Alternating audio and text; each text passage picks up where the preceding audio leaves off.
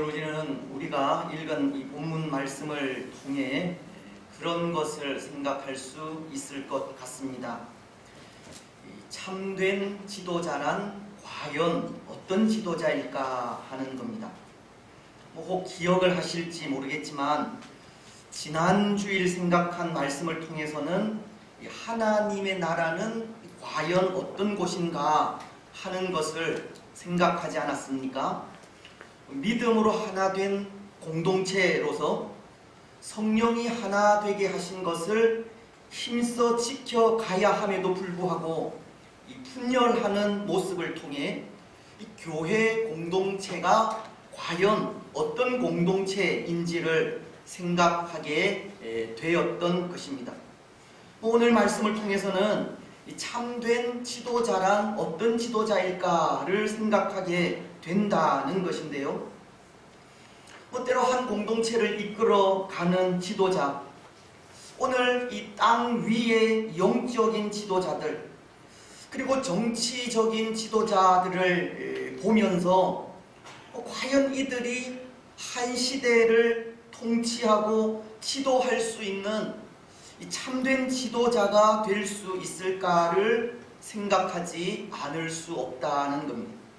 오늘 말씀은 이스라엘의 사사들을 열거하면서 그들이 지도자로서 이스라엘을 위해 살다 간 삶을 보여주고 있기 때문입니다. 오늘 말씀은 사사로서 이스라엘을 다스린 4명의 지도자들에 대해 전하고 있는 말씀으로, 먼저 7절은 지난 시간까지 우리가 생각한 입다로부터 8절은 베들레헴의 입산이 사사로 세움을 받아 이스라엘을 다스린 것을 전하고 있고, 그 뒤를 이어 수불론 사람 엘론과 또 비라돈 사람 힐렐의 아들 압돈이 사사로서 이스라엘을 다스린 것을 기록하고 있습니다.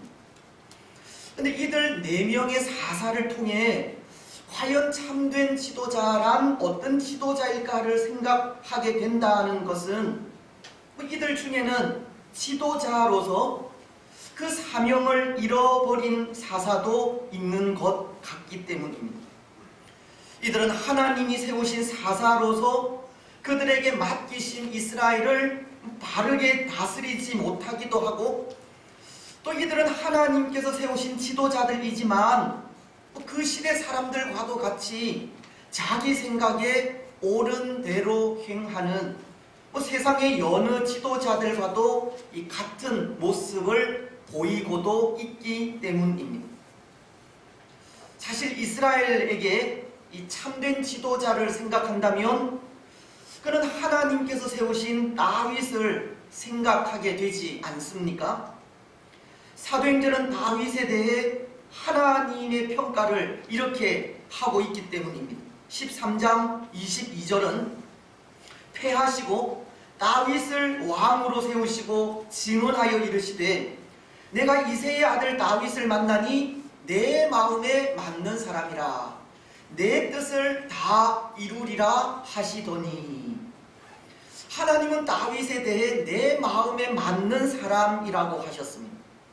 그리고 내 뜻을 다 이루리라고 하신 것인데요, 다윗은 그 말씀 그대로 왕으로서 하나님의 뜻을 이루게 되었고, 그 이후 하나님은 다윗과도 같은 왕을 보내시겠다고 하면서 이 이스라엘에게 참된 왕에 대한 소망을 가지게 하신 겁니다. 시편은 2편 6절을 통해 이렇게 말씀하시기 때문입니다. 내가 나의 왕을 내 거룩한 산 시온에 세웠다 하시리로다. 하나님은 다윗을 통해 세우실 이 참된 왕을 약속하신 겁니다. 그래서 그 왕에 대해 이사야 선지자는 이렇게 예언하고 있었습니다. 이사야서 9장 6절로 7절을 통해서입니다. 이는 한 아기가 우리에게 낳고 한 아들을 우리에게 주신 바 되었는데 그의 어깨에는 정사를 메었고 그 이름은 기묘자라 모사라 전능하신 하나님이라 영존하시는 아버지라 평강의 왕이라 할 것임이라. 그 정사와 평강의 더함이 무궁하며 또 다윗의 왕좌와 그의 나라에 군림하여 그 나라를 굳게 세우고 지금 이후로 영원히 정의와 공의로 그것을 보존하실 것이라. 만군의 여호와의 열심히 이를 이루시리라. 이 참된 왕으로 이 땅에 오실 분은 평화를 이루고 정의와 공의로 굳건하게 나라를 세워가게 될 것을 말씀하고 있는 것입니다. 오늘 참된 지도자는 평화를 이루고 정의와 공의로 나라를 세워가야 할 것을 말씀하는 것이고, 또 오늘 사람들은 그런 지도자를 기대하고 기다리고 있음을 말씀하시는 겁니다.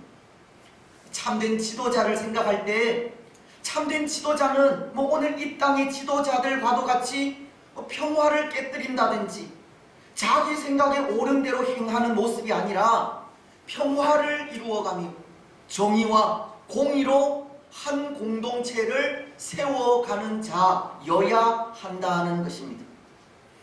오늘 사람들이 바라는 지도자는 겸손하게 한 공동체를 섬기고 자신의 유익보다 공동체의 유익을 우선시하며 정직하고 진실한 지도자를 원하고 있다는 겁니다. 오늘날은 바로 그런 지도자를 목말라 하고 있는 겁니다. 물론 지도자들도 연약한 인생이기에 욕심에 따라 그 마음이 원하는 대로 행할 수 있다 생각은 하지만, 이 지도자라는 이 공적인 자리에 있다는 것을 생각한다면 좀 더 자신을 돌아볼 줄 알아야 하고 좀 더 자신의 행동을 조심할 줄 알아야 하며 좀 더 다른 사람을 위하고 생각할 줄 아는 모습으로 살아가야 한다는 것입니다. 그렇지 않습니까? 사실 지도자라는 자리는 아무에게나 주어지는 것이 아닌데요, 이 지도자의 자리가 아무에게나 주어지는 것이 아니라는 것은 그 자리는 그만큼 책임 있는 자리라는 것을 말하는 겁니다.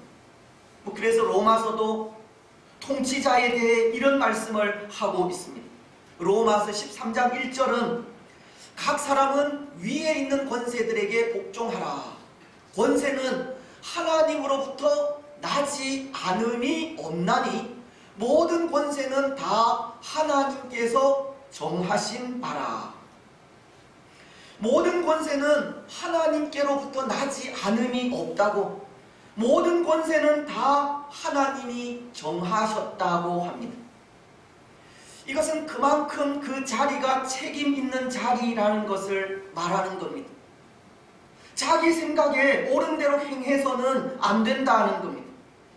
하나님을 경외하고 두려워하며 겸손하게 한 공동체를 섬겨야 한다는 것입니다. 하지만 오늘날은 그렇게 평화를 이루고 하나님 앞에서 정의와 공의를 세워가는 그런 지도자가 귀하기 때문에 이 참된 지도자란 어떤 지도자일까를 생각하지 않을 수 없는 겁니다. 오늘 본문 속의 사사들도 그렇습니다. 오늘 말씀은 4명의 사사를 소개하고 있다고 하였는데요, 이 4명의 사사들도 각기 주어진 사명을 가지고 이스라엘을 통치하며 나아가고 있지만, 때로 그들 중에는 정의와 공의로 나라를 세워가지 않는 사사들이 있기도 하다는 것입니다. 그래서 우리는 이 4명의 사사를 한 사람씩 그 면면을 살피면서 교훈을 받고자 합니다. 먼저 입다라는 사사입니다. 입다를 통해서는 이스라엘의 참된 지도자는 오직 하나님 한 분이심을 전하고 있는 것 같은데요, 사실 입다는 지난 시간까지의 말씀을 통해 때로 그는 불우한 환경 속에서 자란 사람이지만 그런 환경 속에서도 이 올곧은 삶을 살아 이 큰 용사라고 하는 칭호를 들은 사람임을 생각하였습니다. 또한 그는 경솔하기는 하였지만 하나님 앞에 서원한 것을 이루어 드린 사람이었고, 이스라엘이 하나된 공동체로서 하나된 마음으로 모두가 함께 해야 함에도 그렇게 하지 못하고 불평한 에브라임을 징계하기도 하여 하나님의 의를 이루기도 하였습니다. 입다는 그럼에도 참된 지도자로서 하나님의 정의와 공의를 세워간 사사였다는 것입니다. 그런데 그는 마지막 죽음을 통해서도 이스라엘의 참된 지도자는 오직 하나님 한 분이심을 전하고 있는 겁니다. 7절 말씀은 이렇게 기록하기 때문입니다. 입다가 이스라엘의 사사가 된 지 6년이라 길르앗 사람 입다가 죽음에 길르앗에 있는 그의 성읍에 장사되었더라. 여러분, 때로 이 사사가 죽는다는 것은 이스라엘이 또다시 죄악에 빠지는 그 역사를 되풀이한다는 것을 말합니다. 그렇지 않습니까?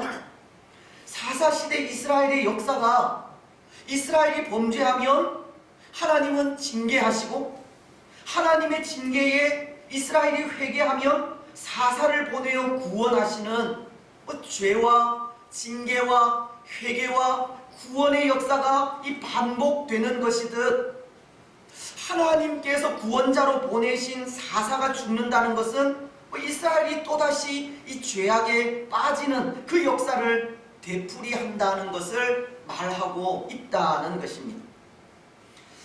하지만 이 사사가 죽는 그 죽음이 분명히 가르치는 것도 있는데요, 그것은 하나님께서 세우신 사사가 이스라엘을 다스리던 때이든 죽어 없는 때이든 이스라엘에는 변함없이 이스라엘의 영원한 사사인 하나님이 그들 이스라엘을 다스리고 있다고 하는 사실입니다. 비록 하나님의 대리자로서 사사였던 사람이 죽고 그 죽음으로 이스라엘은 또다시 죄를 되풀이하게 되지만, 그럼에도 변하지 않는 것은 이 참된 왕이신 하나님이 이스라엘을 다스리신다는 겁니다. 사사가 통치할 때에도 하나님은 이스라엘의 왕이시고, 사사가 죽어 통치하지 못할 때에도 하나님은 변함없이 이스라엘의 왕이시라는 겁니다. 오늘 입다의 죽음은 그것을 가르치고 있는 겁니다. 특히 입다는 다른 사사들과는 달리 죽어서 장사된 것을 정확히 밝히고 있지 않는데요, 이것은 자신이 이스라엘의 참된 지도자가 아니라 하나님이 이스라엘의 참된 지도자로서 이스라엘을 다스린다고 하는 그 분명한 사실을 가르쳐 주고 있는 겁니다. 이스라엘을 다스리시는 분은 하나님 한 분이심을 더욱 분명히 증거해 주고 있는 모습이라는 겁니다. 그렇습니다. 그런데 여러분, 오늘 이것이 우리에게 전하는 것이 있습니다. 사사가 살아 이스라엘을 통치할 때든 죽어 이스라엘을 통치하지 못할 때든 변함없이 하나님이 이스라엘의 왕이시라는 것이 우리에게 전하는 것이 있다는 겁니다. 오늘 이 시대가 하나님을 믿고 그 앞에서 두렵고 떨림으로 살아가든, 아니면 하나님을 믿지 않고 자기 생각에 옳은 대로 살아가든, 그것에 상관없이 하나님은 이 땅의 주인이시고 통치자이시며 왕이라는 사실입니다. 사람들이 하나님을 믿든 믿지 않든 하나님은 세상의 왕이시요 주인이시며 통치자이신 겁니다. 오늘 우리나 이 땅의 지도자들이 그것을 알지 못하면 이 참된 지도자로서의 자질이 없는 겁니다. 왜냐하면 한 공동체를 다스리는 참된 지혜는 이 땅의 주인이시고 통치자이시며 왕이신 하나님에게서 나오는 것이기 때문입니다. 솔로몬은 잠언서 8장 13절로 16절을 통해 이렇게 말씀하십니다. 여호와를 경외하는 것은 악을 미워하는 것이라. 나는 교만과 거만과 악한 행실과 패역한 입을 미워하느니라. 내게는 계략과 참 지식이 있으며 나는 명철이라. 내게 능력이 있으므로 나로 말미암아 왕들이 치리하며 방백들이 공의를 세우며 나로 말미암아 재상과 존귀한 자 곧 모든 의로운 재판관들이 다스리느니라. 솔로몬은 하나님을 경외하는 데에서 계략과 명철과 능력이 나온다고 하는 겁니다. 그리고는 그 지혜를 통해서 올바른 통치를 한다고 하고 있습니다. 그렇습니다. 사랑하는 여러분, 한 공동체를 다스리는 지혜는 하나님께로부터 나옵니다. 하나님이 이 땅의 주인이시고 통치자이시며 왕이심을 고백하며 나아갈 때 참된 지혜가 주어집니다. 오늘 이 세상은 하나님이 없다고 하고 하나님 없이 자기 생각에 옳은 대로 살아가는 세상이지만 하나님을 왕으로 인정하는 자들만이 지혜를 얻고 바른 통치를 할 수 있는 겁니다.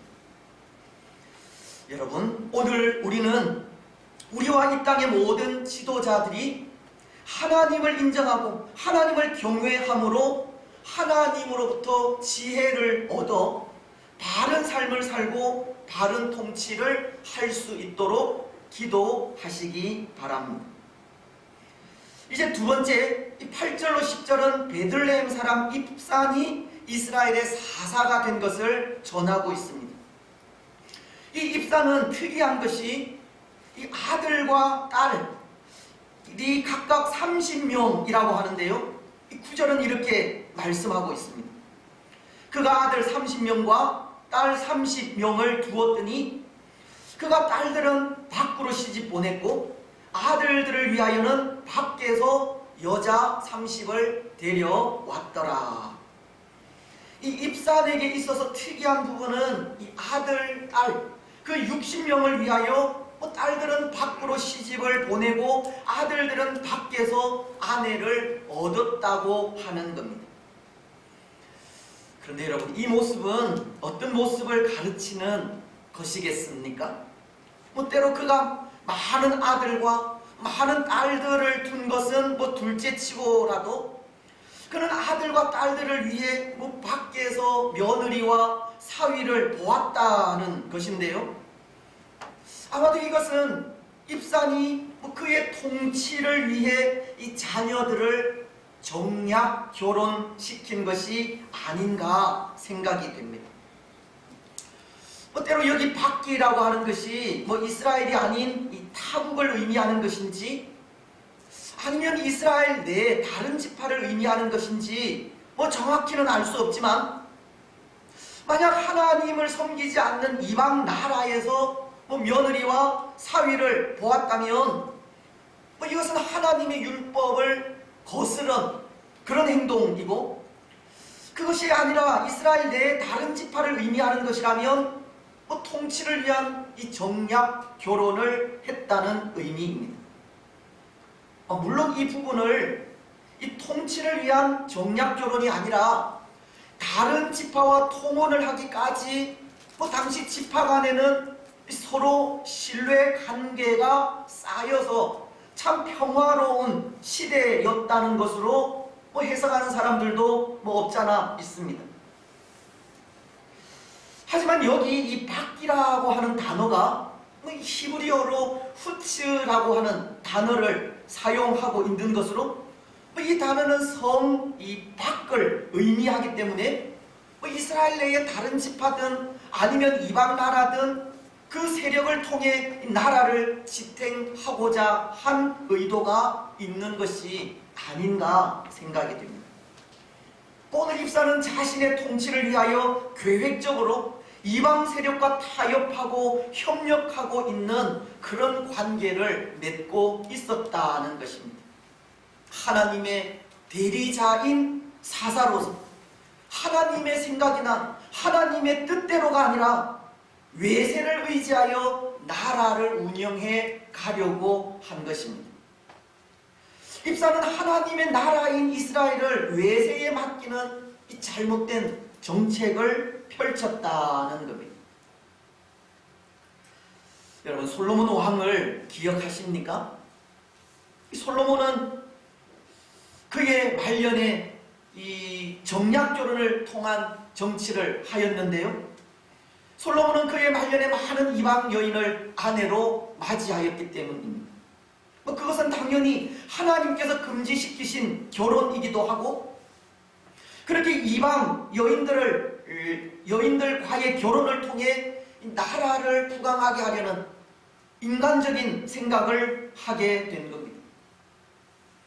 때로 우리는 이 솔로몬이 하나님께서 주신 그 지혜와 부와 이 장수의 복을 보면서 그는 하나님 앞에 성공적인 삶을 산 사람이 아닐까 생각하기도 하지만, 사실은 그의 말년은 그렇게 아름다운 삶을 살지 못한 겁니다. 그도 변함없는 모습으로 하나님을 섬기지 못하였기 때문입니다. 그도 세상적인 방법을 사용하였기 때문입니다. 오늘 이 입산도 마찬가지입니다. 입산도 그의 자녀들을 이 자신의 통치를 위해 이 정략 결혼을 시킴으로 하나님만을 의지하지 못했고 자기 생각대로 나라를 다스린 지도자가 되었던 겁니다.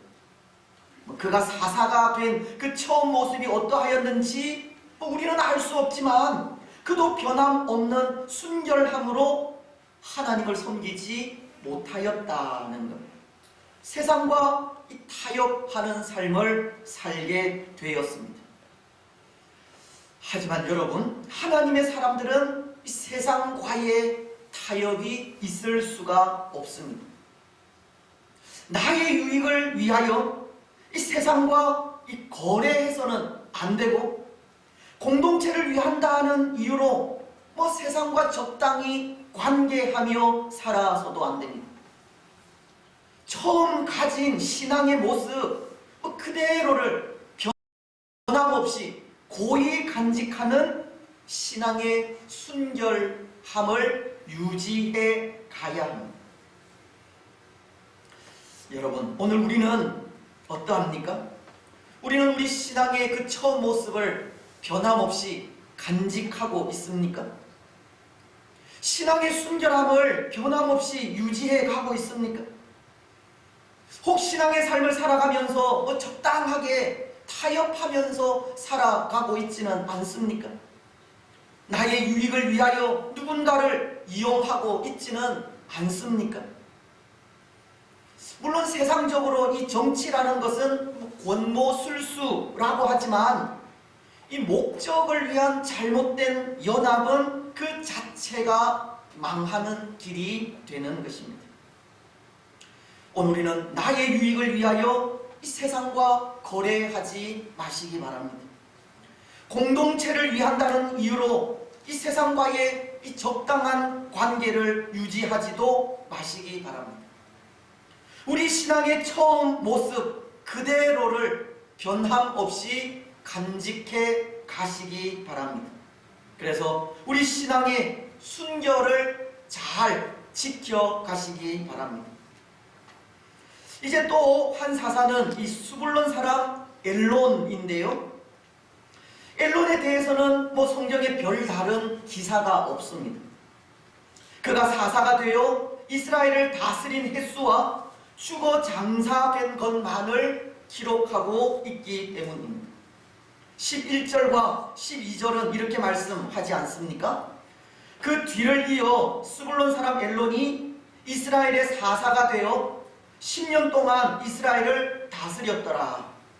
스불론 사람 엘론이 죽음에 스불론 땅 아얄론에 장사되었더라. 그는 10년 동안 이스라엘을 다스렸고 그리고 주거 장사되었습니다. 그에 대한 별다른 기사를 기록하고 있지 않다는 겁니다. 그의 사역이 어떠했는지 알 수가 없습니다. 하지만 이런 부분을 통해서도 깨닫게 되는 것이 있다 생각하는데요. 묵상을 통해서입니다. 엘론이 살다간 그 시대를 긍정적이든 부정적이든 묵상을 통해 교훈을 얻을 수 있다는 겁니다. 저는 이 엘론이 살다간 그 시대를 좀 긍정적으로 묵상을 하려고 하는데요. 그것은 다른 것이 아니라 이 성경엔 엘론에 대해 특별한 기사는 없어도 이 시대에도 하나님의 은혜는 임하여 있었다는 것입니다. 성경이 왜 이 엘론이 활동한 그 사역의 내용을 기록하지 않았는지 알 수는 없지만, 그래서 이 엘론이 어떤 사역을 했는지 알지는 못하지만, 그럼에도 분명히 알 수 있는 것은 엘론이 통치하던 이 시대에도 하나님의 은혜는 변함없이 주어졌다고 하는 겁니다. 때로 사사들의 죽음이 그들이 활동한 시대나 죽어 없는 시대나 동일하게 하나님이 이스라엘의 왕으로 이스라엘을 다스린 것을 가르치는 것이라 하였듯이 한 사사에 대해서 아무런 기록을 하지 않아도 그 가운데도 하나님의 은혜는 변함없이 이스라엘을 향해 임하여 있었다는 것입니다. 여러분, 그렇지 않습니까? 한 사사에 대한 기사가 없다고 그 시대에 하나님의 은혜가 주어지지 않은 것은 아니지 않습니까? 하나님이 다스리시는 나라는 그 시대가 어느 시대이든 항상 그 은혜는 열려져 있기 때문입니다. 로마서는 5장 21절을 통해 이렇게 말씀하십니다. 율법이 들어온 것은 범죄를 더하게 하려 함이라. 그러나 죄가 더한 곳에 은혜가 더욱 넘쳤나니. 죄가 더한 곳에 은혜가 더욱 넘쳤다라고, 죄가 있는 곳에도 하나님의 은혜는 임하여 있듯이 하나님의 나라는 시대가 어떠하든 상황이 어떠하든 한 사사에 대한 기사가 있든 기사가 없든 그것과는 상관없이 항상 하나님의 은혜가 임하여 있는 것입니다. 그렇습니다. 사랑하는 여러분, 오늘 이 시대도 마찬가지입니다. 어쩌면 오늘 이 시대는 엘론이라는 사사가 그가 활동한 기사에 대해서 성경이 기록하고 있지 않듯이 오늘날도 그렇게 하나님의 책에 쓰일 기사가 없는 시대가 아닌지 모른다는 생각이 들기도 한데요. 하지만 그럼에도 이 시대에도 하나님의 은혜는 임하여 있는 겁니다. 그래서 그것을 깨닫는 일 또한 참 중요한 일이 아닌가 생각이 됩니다. 왜냐하면 하나님의 은혜가 사라진 듯 보이는 시대에 하나님의 은혜를 간구하며 나아감이 형통함을 얻는 길이기 때문입니다.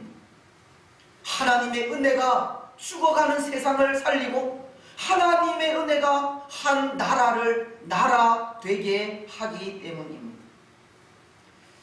여러분, 하나님의 은혜가 죽어가는 세상을 살립니다. 하나님의 은혜가 한 나라를 나라 되게 만듭니다. 오늘 우리는 마치 하나님의 은혜가 사라진 듯 보이는 이 시대 속에서도 하나님의 은혜를 간절히 간구하며 나아가시고 하나님의 은혜를 통해 바른 나라를 세워 가시기 바랍니다. 이제 마지막 압돈이라는 사사입니다. 14절 상반절은 압돈에 대해 이렇게 말씀하십니다. 그에게 아들 40명과 손자 30명이 있어 어린 낙이 70마리를 탔더라. 이 압돈에 대해서는 그 아들 40명과 손자 30명이 나귀를 탔다고 하고 있습니다.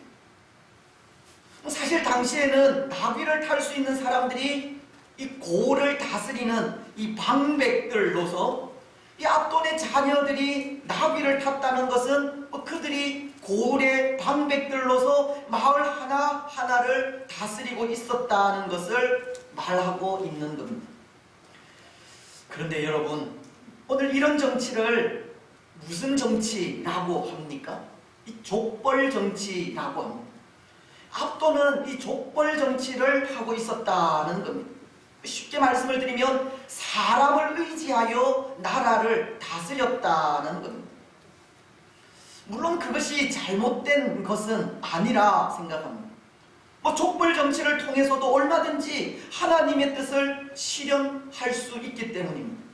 오늘 압돈이 사사로서 하나님의 나라를 바르게 세우려는 마음으로 그 자녀들을 각 고을들에 파견하였다면 이스라엘은 정말 아름다운 하나님의 나라를 만들어 갈 수 있기 때문입니다. 하지만 또 한편으로 생각하면 이런 통치 또한 하나님의 다스리심을 거부하는 통치인 겁니다. 왜냐하면 아들과 손자들을 파견하여 나라를 다스렸다는 것은 결국 사람을 의지하였다는 것이고, 사람을 의지하였다는 것은 하나님의 다스리심을 거부하는 모습이기 때문입니다. 또한 이것은 지도자인 압돈이 이 부패하고 타락한 모습을 보여주는 것으로, 영적인 지도자이기도 한 압돈이 이 영적으로 쇠약해진 것을 가르치는 그런 모습이기도 한 것입니다. 그렇습니다. 사랑하는 여러분, 이 영적 삶이 쇠약해지게 되면 이 타락과 부패함이 뒤따르게 됩니다. 하나님의 뜻이 어디에 있는지 분별할 수 없게 된다는 겁니다. 하나님이 아니라 사람을 의지하게 되는 겁니다. 하나님의 뜻을 분별할 수 없으니 당연히 사람을 의지할 수밖에 없고, 또 눈에 보이지 않는 하나님의 도움을 받지 못하니 자연히 눈에 보이는 사람의 힘, 세상의 힘을 의지할 수밖에 없는 겁니다. 사람의 소리에 귀를 기울이게 되고 사람이 어떻게 생각하는지 거기에 관심을 가지게 되는 겁니다.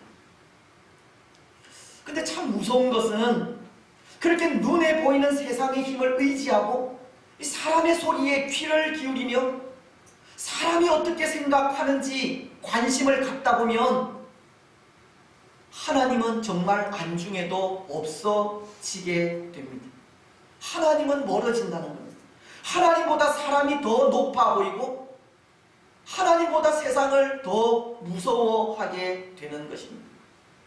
사도 바울은 빌립보서 2장 12절을 통해 그러므로 나의 사랑하는 자들아, 너희가 나 있을 때뿐 아니라 더욱 지금 나 없을 때에도 항상 복종하여 두렵고 떨림으로 너희 구원을 이루라 라고 하시는데, 이 영적 삶이 쇠약해져 부패하고 타락하게 되면 항상 복종하여 두렵고 떨림으로 성화를 이루어가는 것이 아니라 세상을 두려워하게 되고 세상 앞에 떨게 된다는 것입니다.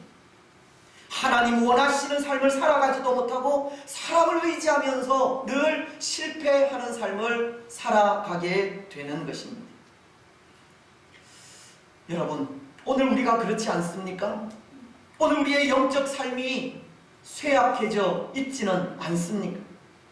그래서 하나님의 뜻이 어디에 있는지 분별하지도 못하고 있는 것은 아닙니까?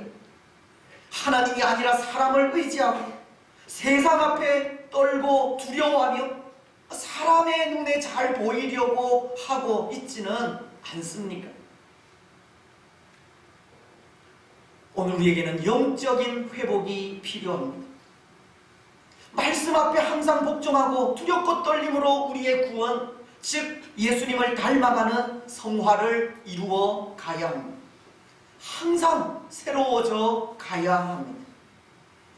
사랑하는 여러분, 오늘 우리는 사람을 의지하지 않도록 영적으로 다시금 회복하시기 바랍니다. 세상 앞에 떨고 두려워하지 않도록, 항상 말씀 앞에 복종하는 삶을 살아가시기 바랍니다. 하나님의 통치와 다스리심에 온전히 굴복할 수 있도록 날마다 새로워지시기를 바랍니다. 그래서 그 삶을 통해 세상 앞에 담대하시고 하나님의 통치가 임하는 하나님의 나라를 세워가시기 바랍니다. 이제 말씀을 맺겠습니다. 사랑하는 여러분, 오늘 세상 사람들은 참된 지도자를 요구하고 있습니다. 겸손과 온유로 평화를 이루고 공의와 정의로 세상을 다스릴 진정한 지도자를 요구하고 있습니다. 하지만 참된 지도자는, 그래서 공의와 정의로 세상을 다스리실 분은 예수 그리스도 한 분밖에 없습니다. 오늘 우리는 참된 지도자이신 예수 그리스도의 통치와 다스리심이 다시 한번 우리 가운데 임하기를 소원하시기 바랍니다. 예수 그리스도의 통치로 이 땅 위에 참된 평화가 임하기를 기도하시기를 바랍니다. 그리고 그렇게 예수 그리스도의 통치를 받으면서 우리 신앙의 순결한 그 처음 모습을 순수하고 변함없이 지켜가시기 바랍니다. 세상을 살리는 하나님의 은혜가 항상 우리 가운데 충만하기를 소망하며 나아가시고, 때로 사람들을 두려워하고 의지하는 이 시대 속에 이 영적으로 강건함을 얻어 세상 앞에 담대히 서시고 하나님만을 의지하면서 그 앞에서 두렵고 떨림으로 우리의 구원을 이루어 가시기 바랍니다. 그래서 그 삶을 통해 오늘 참된 지도자가 없는 이 시대에 예수님의 대리자로서 바른 삶을 살아가시고 이 땅 위에 하나님의 공의와 정의가 흘러넘치는 거룩한 하나님의 나라를 세워가는 복된 주의 성도들이 되시기를 주님의 이름으로 축복합니다. 아멘. 찬송